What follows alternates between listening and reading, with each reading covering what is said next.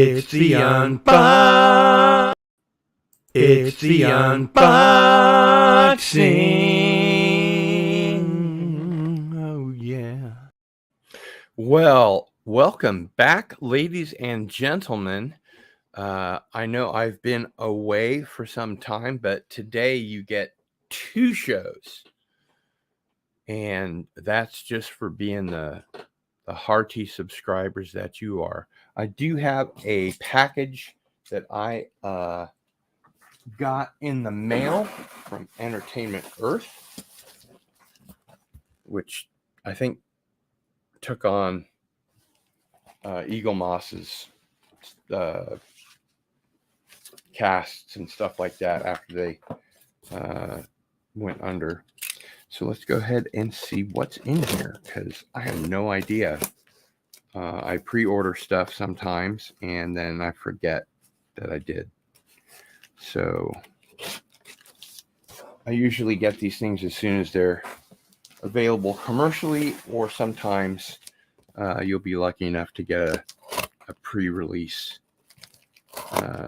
version of whatever it is that you bought from Entertainment Earth. But boy, do they do a great job. Except for taping, apparently. Good God. What is it good for? Absolutely nothing. Say it again.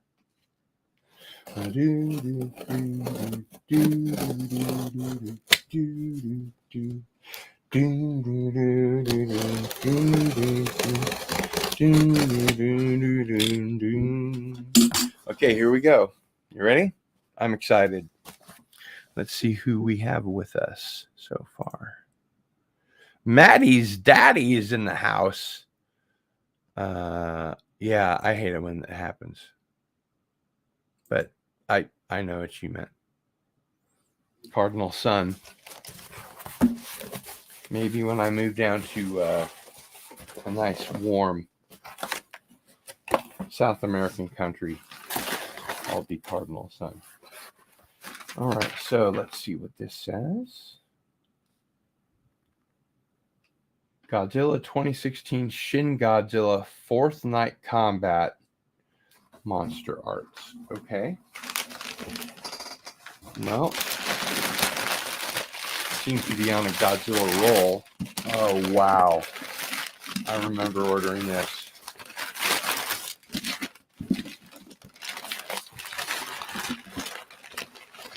This is really cool.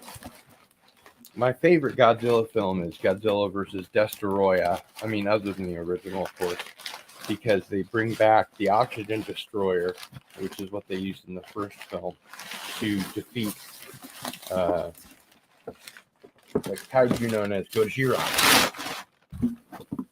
So, there's just not much room to put stuff down in here. I have a very cluttered studio, you know. Wow. This is really cool. Now, I don't know how much of this you're going to be able to see. Hey there, Donnie Pearson. How you doing? Ari is here. Hello, sinners. Maddie's daddy is one of those Christopher Walken things. You know, you can get right into it. Maddie's daddy. It's fantastic. Man, you wouldn't believe. Okay, so here we have the 2016 4th Night Combat version of Godzilla. And if you look on the back, or even on the side, you can see that he gets particularly enraged. And it looks like he has a stinger for a tail, which is not canon. But that'll give you a little bit better idea. This is when he's really ready to crank out a stream of radioactive breath. He gets really mad sometimes. You do not want to piss off Godzilla, I'll tell you that. Yes, I'm opening the box. Toys are meant to be played with. Collectors, fuck off. Or they at least need to be unboxed. Anyway. I mean, I understand the reason why people don't take it out of the box, just so it will go up in value after they quit making them. But this is not my way. I like to put on honorable stand. And actually, I got another pre-order Godzilla related thingamajig not too long ago. I believe I unboxed. Ooh. This is the 2002 Godzilla. I'm a really big Godzilla fan. I remember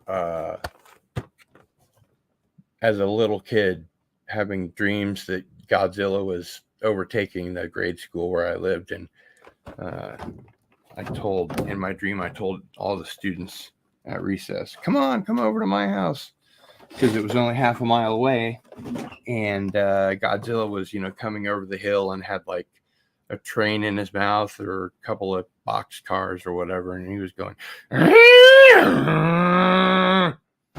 anyway. Let's get to the unboxing. Come on, Gil. Wow. This is really cool. And it's fully articulated.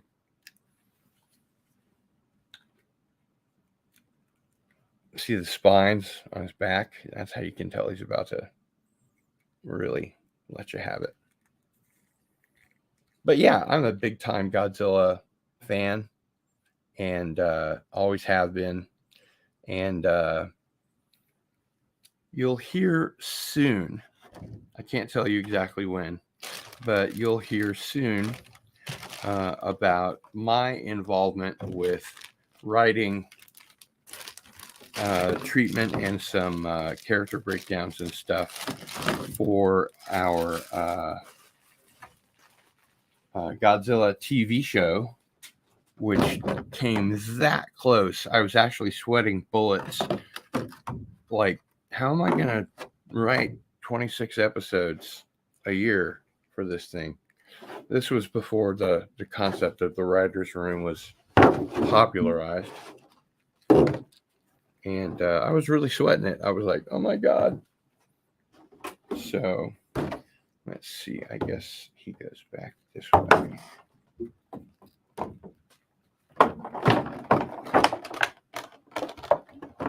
I'm dyslexic. I apologize. Come on, get in there. There we go. Just had to take care of the tile. Live to tell the tile.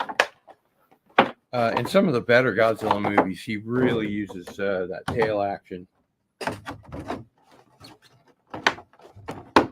This must be the wrong way. And it is the wrong way. But seriously, how cool is that? I mean, it almost looks better in the plastic. And the box even is really cool. I don't know if any of you Japanese speakers out there are watching, but yeah, just a really, really cool Godzilla. And I imagine these will probably be out of print by the end of the week. That's why you have to pre-order them. FOMO, the fear of missing out.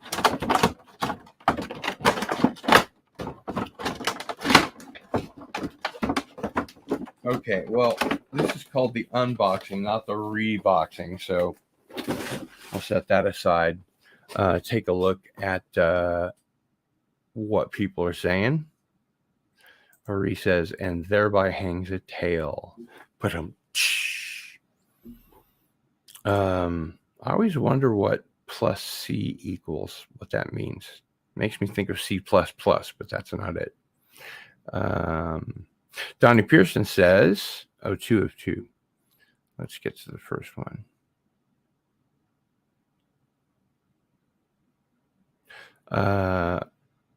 That Megazord I bought is pretty close to perfect, but I love it anyway. I used to have these little figures of kaiju from Ultraman Tiga, and they weren't, 1/6 scale or anything like that, but they were still pretty cool. And I have no idea what happened to them. I must have lost them in the divorce.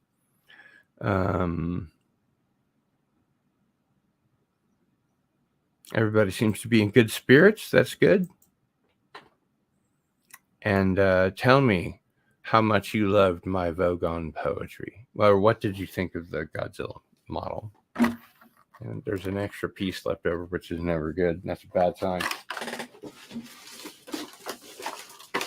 Maybe that's what keeps the rest of this from going out of place. I can't imagine where this goes. I just put here. In my country, we don't call it an unboxing. We call it releasing the toys. Let the toys play. Let's see. Antiderivative Jill says, plus C is the constant you add to the solution of an indefinite integral. Integral, yeah. I didn't know that. Thank you. Oh, of course. Johnny Pearson was referring to Hasbro's Astro Megazord from Power Rangers in Space. Let's rock it. Indefinite integral, aka antiderivative. Well, you got to watch the channel if you want to learn these things. We just got done with Walter Bosley on Into the Fringe, and we learned a great many things. And I thought it was a good show. And I encourage any and everybody to go back and rewatch, because I thought it was a lot of fun. But Walter and I haven't been able to catch up for a while, so it was action-packed episode, man, crazy. And while I'm thinking about it, I'm gonna turn you guys on to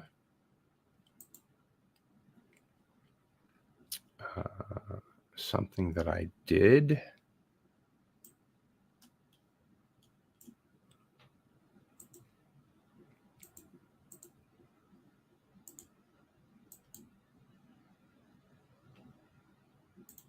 Do do do do do do do do do do do do do.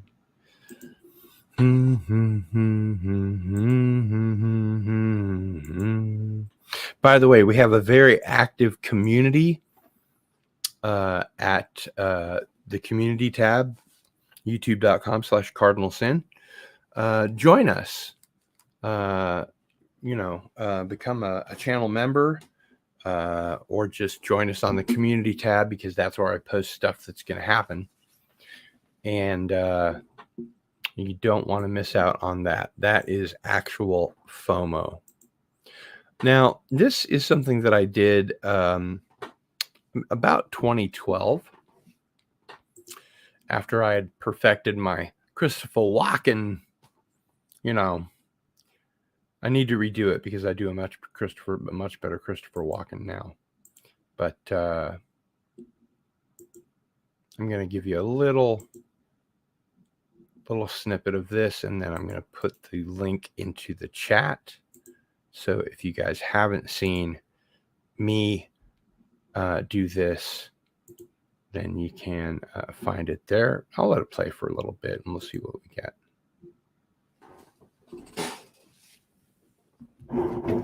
Bloody microphone.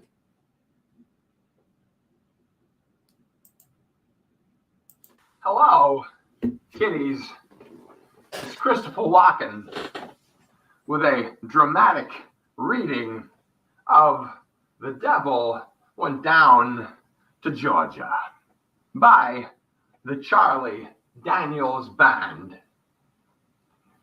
The devil went down to Georgia, and He was looking for a soul to steal, to filch, and he was in a bind because he was way behind, and naturally he was willing to make a deal of some sort. He's going to make some lucky guy a really good price, bargain. Anyway, he comes across this young man. He's sawing on a fiddle, playing it hot. And so the devil, he jumps up on a hickory stump and he says, "Boy, let me tell you what. Now, I guess you didn't know, I'm a fiddle player too. And if you care to take a dare, I'll make a bet with you. Now, you play a pretty good fiddle, boy, but give the devil his due. I'll bet a fiddle of gold against your soul, because I think I'm better than you."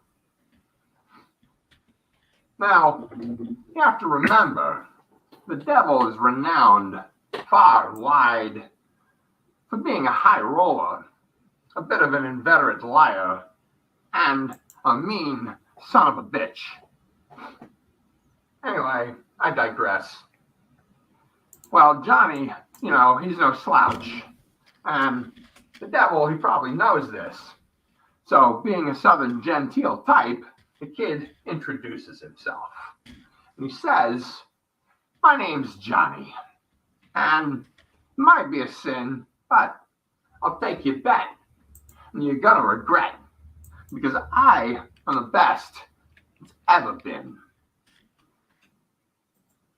Now, the way they are down in the South, they're very polite, courteous. It's how they are. Just before they take your money, and he rosens up his bow and he plays his fiddle hard, because all hell has broke loose in Georgia, and the devil is the one who's dealing the cards here. Now, on the one hand, if he wins, Johnny gets this shiny fiddle made of gold.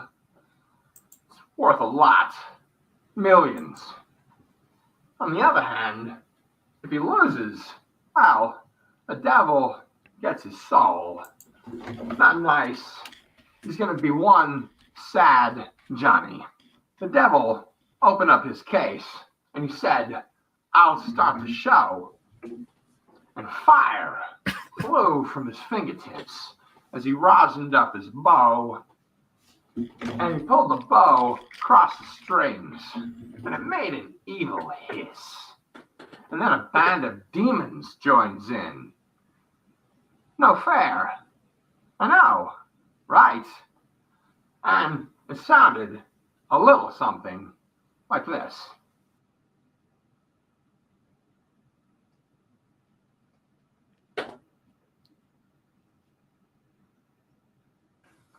Now, as you probably expect, when the devil finished, Johnny said, "Well, you're pretty good, old son, but you sit down in that chair right there and let me show you how it's done." And he played "Fire on the Mountain." Run, boys, run. The devil is in the house, the rising sun. And the chicken is in the bread pan. He's picking out dough. "Granny, does your dog bite?" "No, child, no. He's a good pooch. He's a good dog. Lie down, roll over, play dead, that kind of thing." Anyway, the devil, he bowed his head. He was embarrassed. He knew that he'd been beat. And so he laid that golden fiddle on the ground at Johnny's feet. And Johnny said, "Devil, you just come on back. If you ever want to try again, I tried to tell you the first time, I'm the best it's ever been." And he played "Fire on the Mountain." Run, boys, run. Go long. You got no choice now. The devil's in the house. The rising sun. It's like Japan, only smaller. And the chicken is in the bread pan, picking out dough. I don't even know what that means. I'm confused. Anyway, Granny, will your dog bite? No, child, no, he won't. He's a good dog. Now, the moral of the story, of course, is just like his great-grandfather, Noah Webster. You know, you don't want to make any kind of deal with the devil unless you have yourself a good lawyer that can get yourself out of it. Or if the devil just makes bad judgment call because he's desperate for souls and willy-nilly throwing golden fiddles around. And in this case, Johnny got lucky. Now, there is a sequel to the story, but that's for another time. Until then, I would just like to say thank you and arrivederci.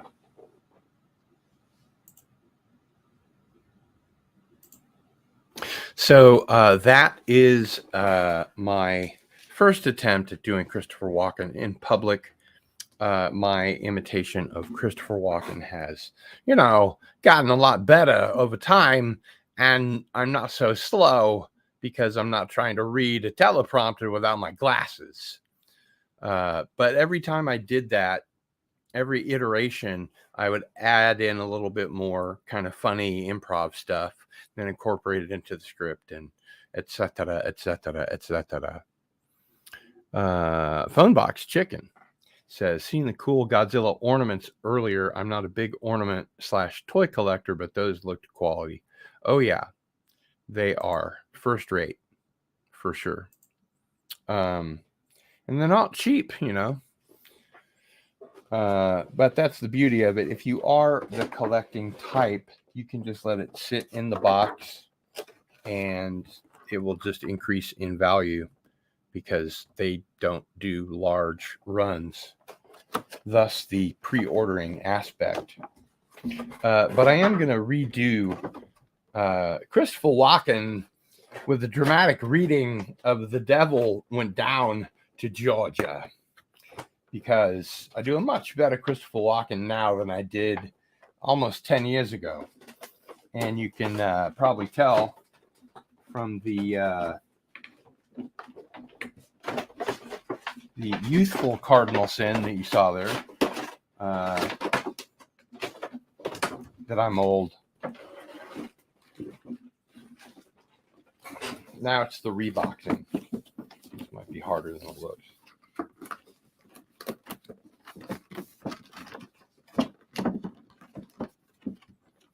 If it doesn't go, force it, right?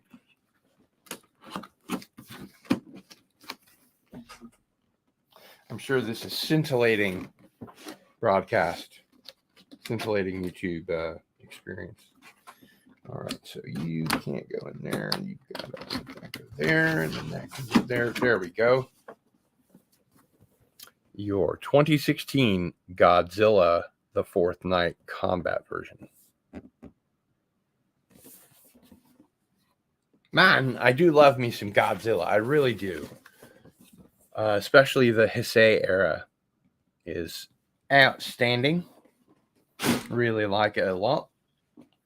Don't forget, that reminds me, Jill, if you're still in the audience, your challenge coin came back. So please verify your mailing address for me. But at the Unseen Mysteries level of my Patreon, which is just patreon.com/GilBavel, at the Unseen Mysteries level, you get this cool challenge coin, which the artwork was made for me special by the one and only Fet for Hire, who did a great job. I'm pretty sure I sent him one, but gotta be quick. They're going fast. I will probably never have as cool a giveaway or Cardinal Sin oriented merchandise than that. I mean, those are pretty cool. if I do say so myself, and I do say so myself. Pleasant Valley Picker CA is here. Great streaming with you the other day, by the way. Yes, it is Gojira. And Herc 130 is also excited to see Pleasant Valley Picker, who says, hello. Hello, hello, hello. Phonebox Chicken says, I didn't like the look of the Godzilla in the Gene Reno / Matthew Broderick film. It looked like it had a massive chin. Okay, so let's clear the air here. I've worked on 4 projects, 2 involving Godzilla, 1 for the TV show and 1 for a 70mm film. And the other was Ultraman. So I'm a big Ultraman fan as well. But the 2000 Godzilla with Matthew Broderick was actually the Beast from 20,000 Fathoms. And it laid an egg. It was female. I'm sorry. Godzilla's a dude. Godzilla has like a winky, pecker, a penis. You don't see it because he's not trying to mate with you when he's attacking you. But yeah. But seriously, we were this close to getting it on the air. I was sweating bullets about like, how am I going to write 26 episodes a year of this stuff? It was exciting, but it also kind of filled me with anxiety because, back then I was kind of more just starting out as a screenwriter, and, I was familiar with hard work and doing a lot of writing, but I just couldn't imagine doing 26 episodes a year, which, is what they used to do. And now it's more like 10 or 13 or whatever. They don't care. And Ree says, but the Beast from 20,000 Fathoms was awesome. It was, but the story of the Matthew Broderick Godzilla was really the story of the Beast from 20,000 Fathoms. Had nothing to fucking do with Godzilla. I mean, there's a footprint and they're all standing in it. I mean, that's like a Jurassic Park joke that they did like a decade before. And Pleasant Valley Picker CA says, Godzilla prawn, huge pecker, Hudge pecker. Oh. And Phonebox Chicken says, I got similar emotions switching bank accounts. You're a very funny man. Radioactive Phonebox Chicken, Pleasant Valley Picker CA. You people are hilarious. You make me laugh, which I like to do, because most of the time I'm sulking. In my country, you stand in line for toilet paper, massive line. By the time you get there, sorry, we're fresh out, so you wasted your entire day and got no toilet tissue. So it's not so good in Russia.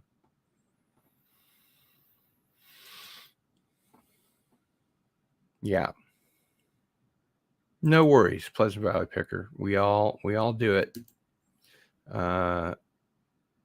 I believe that people should write like they talk and vice versa.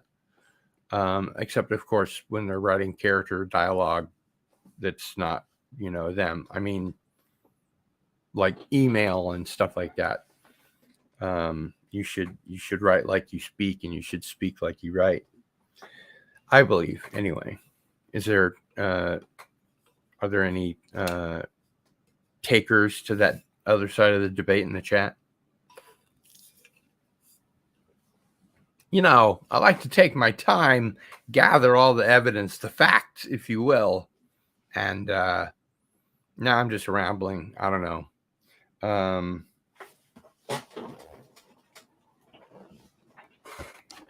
So I guess I should unbox this one too, huh?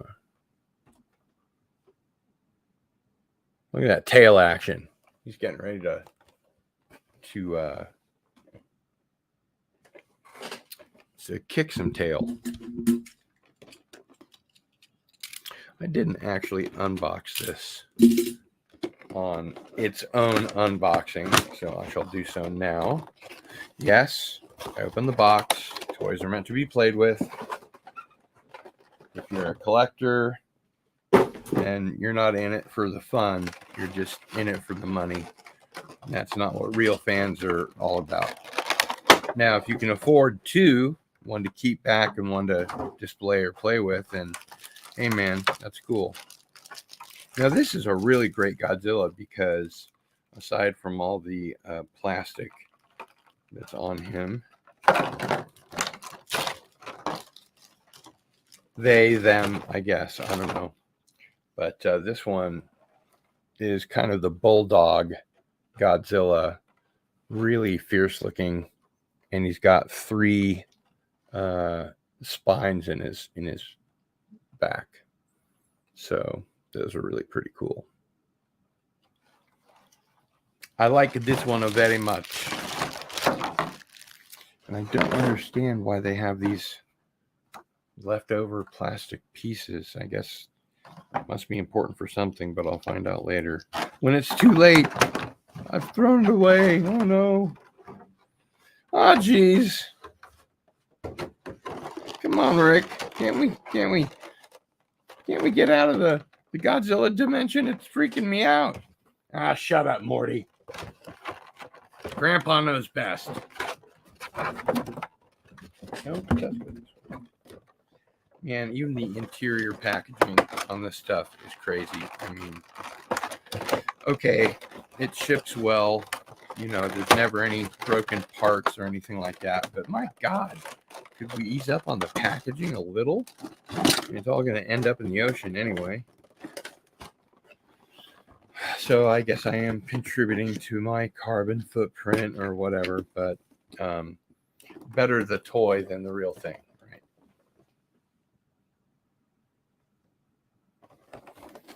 So that was the one that I got last week. And then just to recap, this is the one that I just got. And it is super awesome. Now, I am a man in a rubber suit guy. I don't like CGI Godzilla. I think Toho got it right by doing a guy in a Godzilla suit, although it nearly asphyxiated the actors that were playing inside the suit. I'll tell you what, when Godzilla is kicking ass. I mean, Toho is on top of it. They've got all the new special effects. Godzilla versus Biollante is another really good one. But anyway, to make a long story short, if I'm still capable of doing that, the group that I was the lead writer for and sort of co-creator, was done with Yoshimitsu Banno, who directed Godzilla vs. Hedorah or Godzilla vs. the Smog Monster, depending on how you want to put it. And he was a genuine Godzilla director.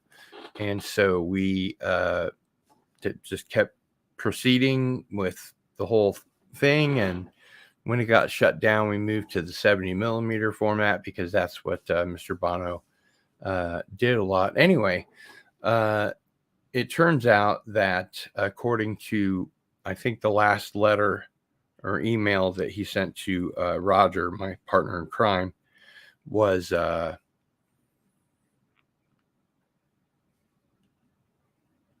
he wanted,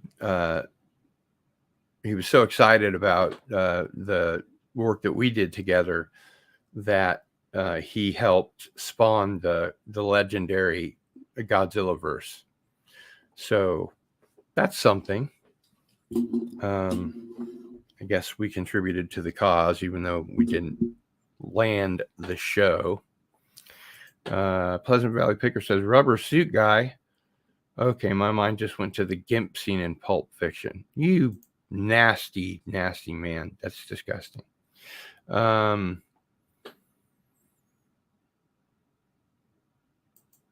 Box Chicken says, I've not read Terry Pratchett's books, but I know of the wee free men whose dialogue is written in a Scottish accent. I haven't read that. I've read some Terry Pratchett in my day, but I haven't read that. I'll have to check it out. All right, so that's the unboxing. I hope you enjoyed it. And until next time, it's Cardinal Sin out.